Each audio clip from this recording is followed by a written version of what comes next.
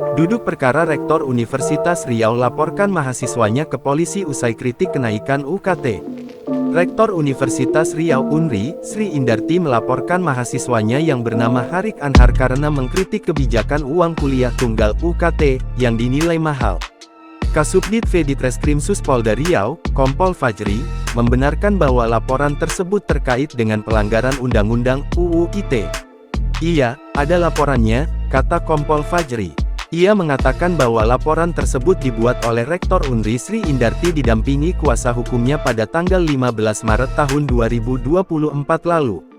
Sementara itu, Harik Anhar, mahasiswa Fakultas Pertanian Unri, menjelaskan bahwa ia sempat membuat video yang berisi kritikan soal UKT. Harik menerangkan bahwa ia bersama Aliansi Mahasiswa Penggugat AMP, sempat membuat undangan terbuka kepada Rektor Unri dan mahasiswa pada tanggal 4 Maret tahun 2024. Namun, pihak Rektor ataupun utusannya tidak hadir dalam pertemuan tersebut.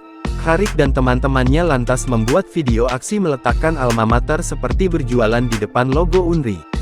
Setelah itu, kami diskusi dan kampanye tentang isu naiknya iuran tersebut. Kami juga membuat kampanye lewat video yang berisi konten alma mater kampus yang diberi harga di depan Taman Sri Kandi, kata Harik, Rabu tanggal 8 Mei tahun 2024 seperti dikutip dari kompas.com. Harik mengaku sempat terkejut ketika mengetahui dirinya dilaporkan ke polisi oleh Rektor. Ia menjelaskan bahwa hal yang membuatnya dilaporkan adalah pernyataan Sri Indarti selaku Rektor sebagai broker pendidikan Universitas Riau. Ia menuturkan bahwa video itu dibuat oleh 4 orang mahasiswa, tetapi hanya ia yang dilaporkan ke polisi.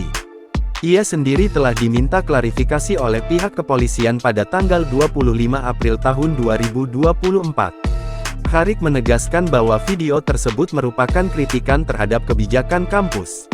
Apa yang saya sampaikan itu merupakan kritik pada kebijakan kampus, tegas Harik. Download Tribun X sekarang.